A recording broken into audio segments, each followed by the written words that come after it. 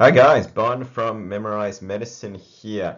The newest edition of the AMH is out, and this is the first thing that you should do with it after you write your name on it. So this will be a bit different because I'm using the electronic one. If you have the paper one, yours will be slightly different. But the AMH actually does have a summary of what's actually new in it and the new changes. And this is the first thing that you should really look at because it tells you things that are new. So things that are new basically means that you may be tested on it now, and it tells you things that have been removed as well. So here we've got what's new. So a bunch of new drugs has come in. For those who are still in university or doing your intern exam, not all of it is super relevant. We do have a new drug here for prevention of RSV that may pop up potentially.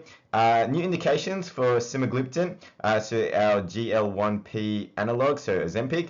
So now for weight management as well. I'd be really surprised if you don't get some sort of exam question on these medicines, as they're very trendy at the moment, especially its interaction with DDP4 inhibitors. So I would look that up if you don't already know about those. I'd be very surprised if that doesn't appear in any type of exam.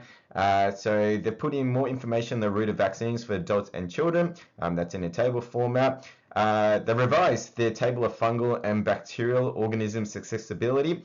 That's a really good table that you need to be really familiar with in your intern year, especially for your written exam, as questions often pop up. Here's a new drug interactions involving very common medicine. So I would click on that and have a read of that.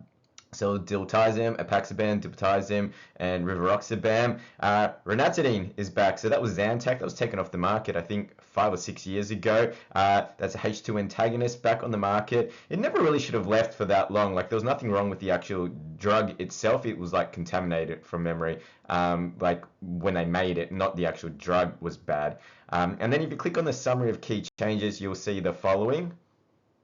So the summary of key changes will look like this. The paper version will be slightly different, and here's really good because they basically put in all the new medicines and medicines that they've taken out. So we are mainly concerned with medicines that they've put in and taken out that are like common conditions, because if they're a common condition, you may get tested on it in one of your exams. Obviously, if you haven't learnt about that condition in university, you're probably not going to get tested on it in any type of exam. So here's a new one for acne. We haven't had really a new acne treatment in quite a while. A new one for hypercholesterolemia.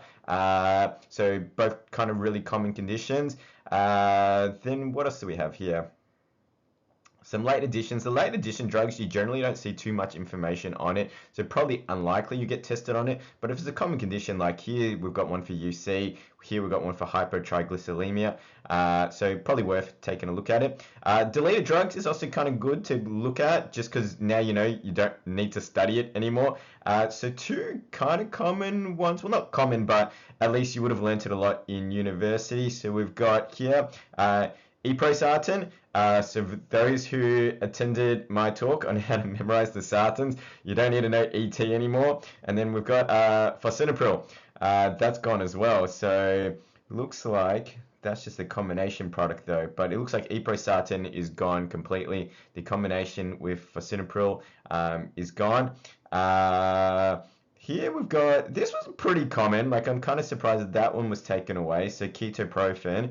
So that's gone, you don't need to know it anymore. So good thing to go and double check. Check also if you have the paper one, so obviously people doing their intern exams, you can only bring in the paper version for, well, you can bring in the electronic and paper, but the paper is the one that you're going to bring in for your written exam.